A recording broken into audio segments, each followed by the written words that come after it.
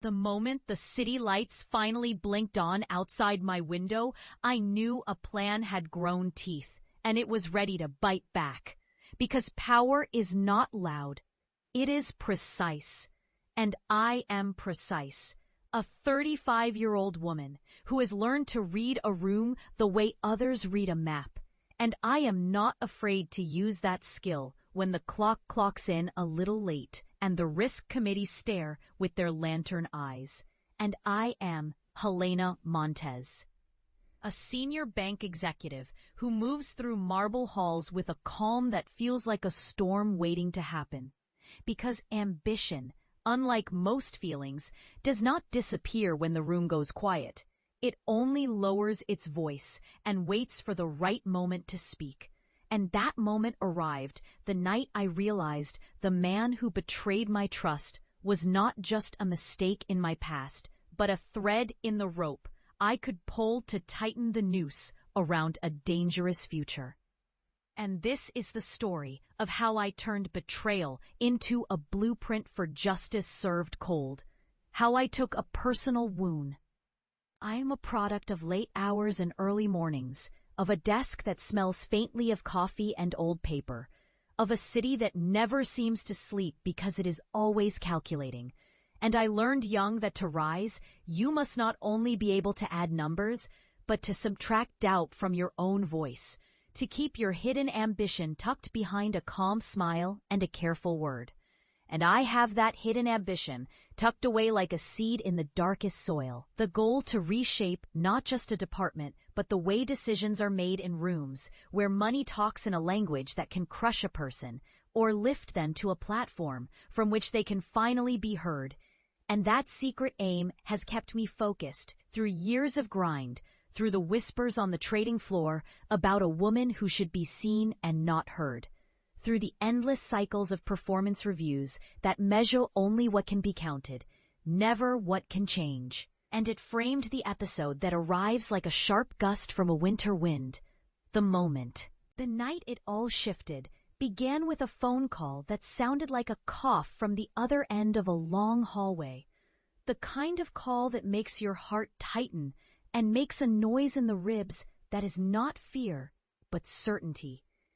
And on the other end was the man who had chosen to be the architect of my heartbreak, a man I once believed had my back, a confidant who had listened to my dreams and pretended to guard them.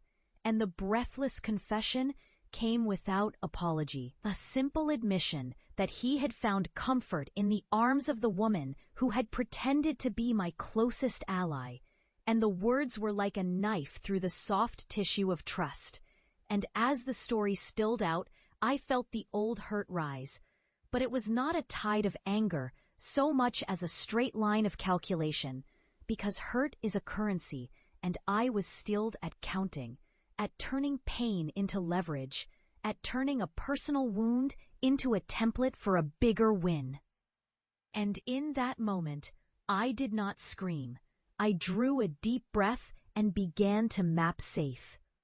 After that night, I invited him to join my team, not to reward him, but to test him, to watch him operate under the glare of scrutiny, to observe where his flaws lived when the pressure mounted. Because in this bank, every decision is a signal, and every signal has a price. And I knew that the board would value a sharp analyst who could read the numbers as if they were written in blood on a wall.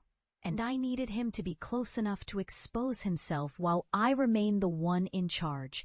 And so I offered him a role in the risk office, a place where every mistake would be counted and every misstep would be a chance to prove resilience. And as he stepped into that role, the air between us carried a strange history that neither of us would admit aloud. A memory of the nights I had trusted him, and the nights I learned that trust is a currency you cannot keep if you need to protect your future. So I let him stay in the orbit, letting the older, wiser part of me pretend to be flattered by his comp. The first move was quiet, the kind of move you do not hear until it has already happened, and you feel it in the small tremor of your routine. The way a dashboard lights up with a warning you did not expect, a micro mistake in a data feed that would be fatal if left uncorrected.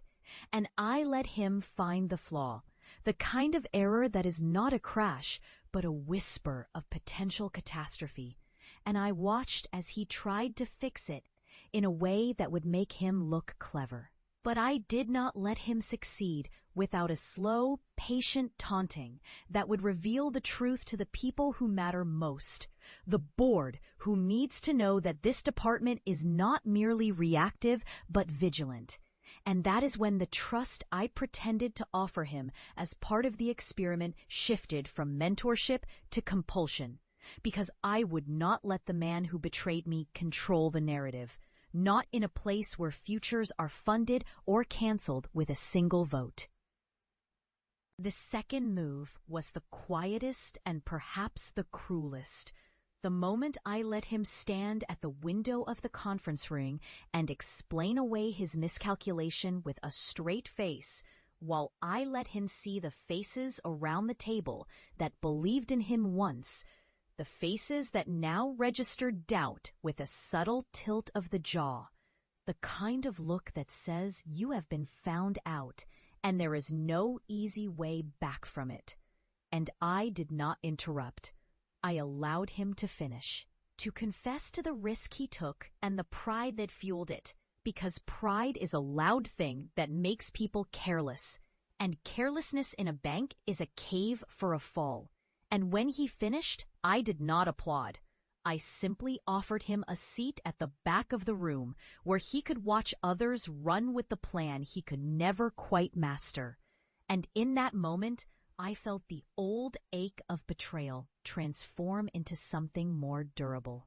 A cold certainty that the only path to true justice was to rewrite the rules in a way that would keep him from free. The third move came in the form of a quiet, legal cascade that I orchestrated from my desk, where the hum of the computers sounded like a heartbeat, and the scent of vanilla coffee drifted from the break room as if offering a sweet temptation to confession. Because I had learned that the most powerful weapon in this world is not anger, but paperwork. The ability to document a pattern so clear that it cannot be dismissed. And I did not need to lash out in front of the room to prove a point.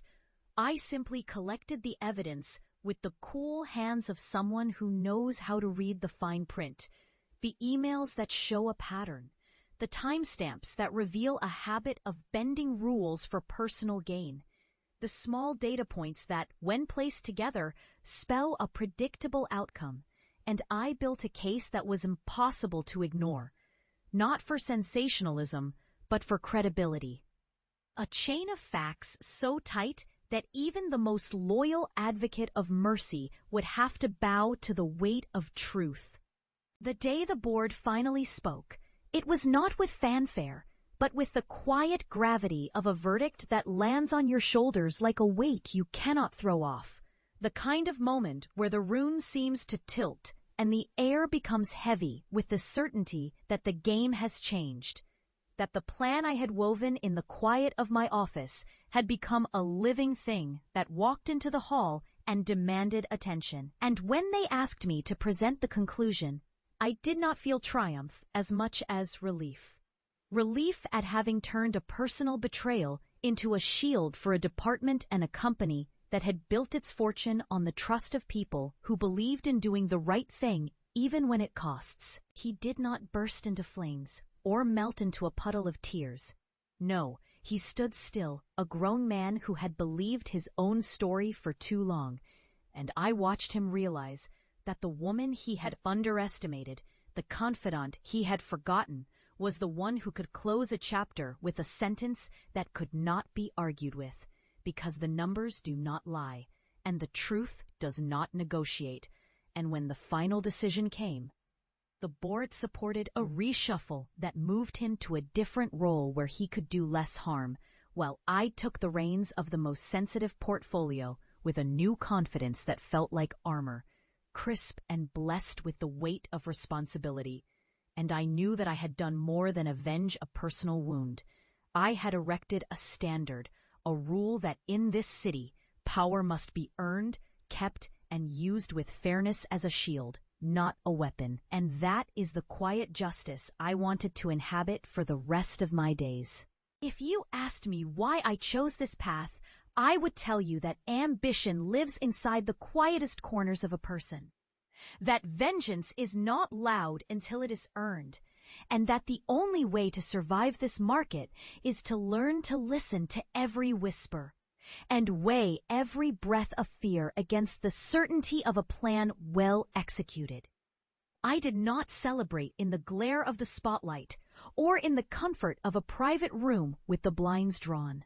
I walked the halls with my head held high, the memory of the betrayal like a cold coin in my pocket, a reminder of the price of trust and the value of control. And as the city continued to breathe, I knew that justice, once served cold, becomes a new warmth that guides every choice I would make from that day forward. A warmth born not from revenge alone, but from the knowledge that power, when wielded with discipline and mercy, can prevent the next betrayal from ever taking root. And in that knowledge, I found the strength to keep climbing, to keep shaping.